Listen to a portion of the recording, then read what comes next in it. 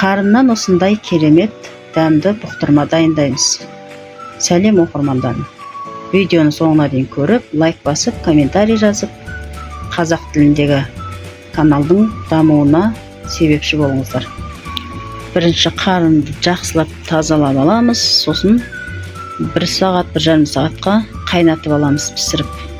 Піскен қарынды осындай майда көбек қылып тураймыз.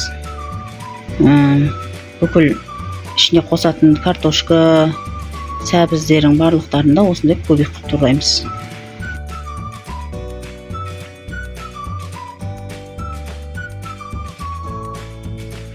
Мінекей барлығын турап алдық. Енді қазанымызға сұйық майымызды құямыз. Мен күйдірген жылқының іш майын құям. Пиязымызды салып жақсылап қуырып аламыз, қызартып. Осы пияз әдемі қуырылғанда тамаққа өте жақсы дәм береді. Пиязды қызартып қуырам дегенше біраз уақыт өтеді. Сол арада біз картошкамыз бен сәбізімізді 4-5 қылып ашып турап аламыз.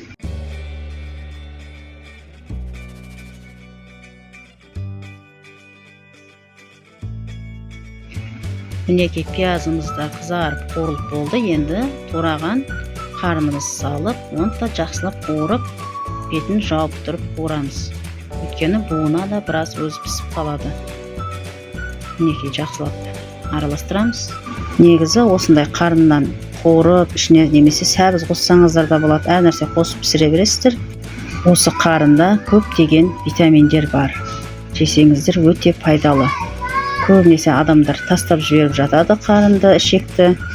Оны тастамай, тазалап, осылай тамақ қып жасасаңыздар керемет ас болады. Неге бәрін қосып қуырамыз. Үстіне чеснок салып жіберсеңіздер де болады, болгарский. Әр нәрсе салып қоса берсе болады дәмін шығару үшін.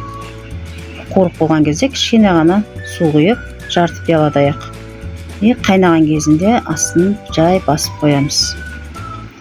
Бір жарты сағаттай бұқтырылып тұрса, осындай дәмді керемет ас шығады.